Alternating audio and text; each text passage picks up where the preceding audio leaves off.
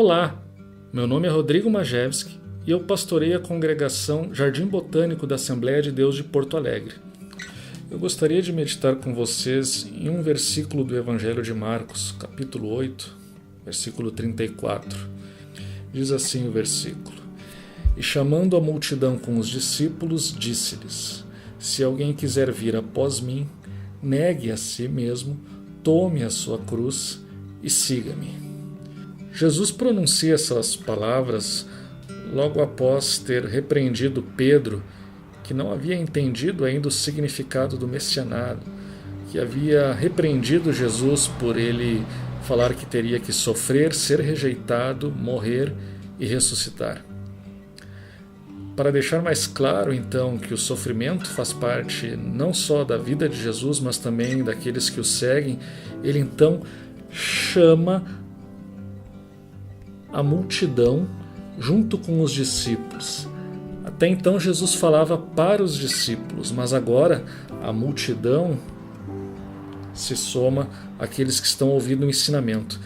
E pela primeira vez então Jesus traz um ensinamento muito claro sobre a cruz e o sofrimento. Por isso ele diz, após chamar a multidão e os discípulos, 3 coisas importantes: que se alguém quer vir após ele, negue a si mesmo, tome a sua cruz e siga-me. O se alguém quiser vir após mim, ou seja, ele está falando aqui do discipulado. Se alguém quer ser o meu discípulo, se alguém quer me seguir, se alguém quer estar comigo, se alguém quer se dizer um seguidor, tem que fazer então algumas coisas importantes. E a primeira então é a negação. Negue a si mesmo. O que ele quer dizer com negar-se a si mesmo? Ele não quer dizer aqui uma autoaniquilação como talvez o budismo, o hinduísmo, as religiões orientais defendem, mas a negação a si mesmo é negar os nossos interesses egoístas, a negação do nosso ego, a negação de uma vida centrada nos nossos próprios interesses, nas nossas paixões, uma vida voltada apenas para nós.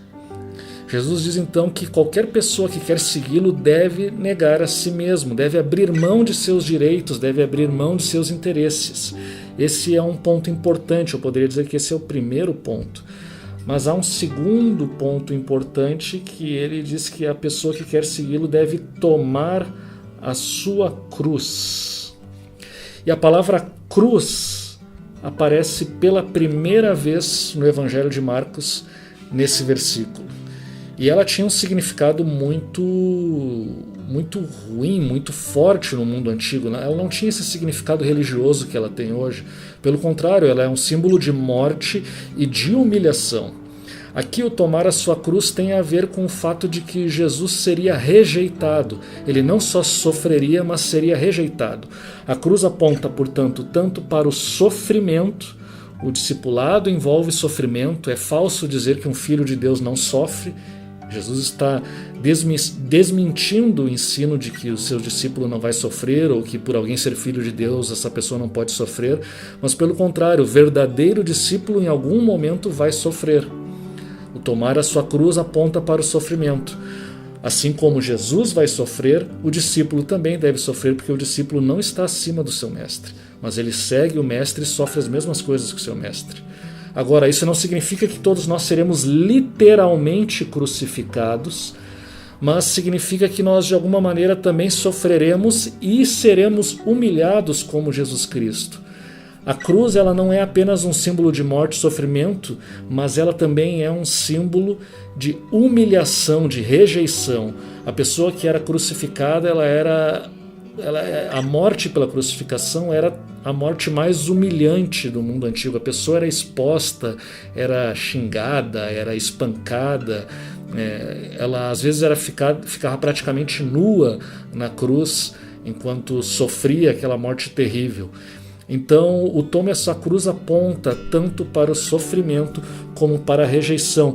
E, evidentemente, só pode tomar a cruz, só pode, portanto, estar disposto a sofrer e a sofrer rejeição também dos nossos amigos, parentes, das pessoas que nos conhecem, também daqueles que nos conhecem.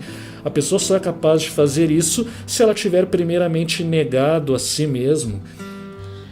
Lembrando que o Evangelho e diversas outras passagens da Bíblia nos vão mostrar que isso não é algo natural. Ninguém nega a si mesmo ou toma a sua cruz naturalmente, mas apenas depois que o Espírito Santo faz uma obra.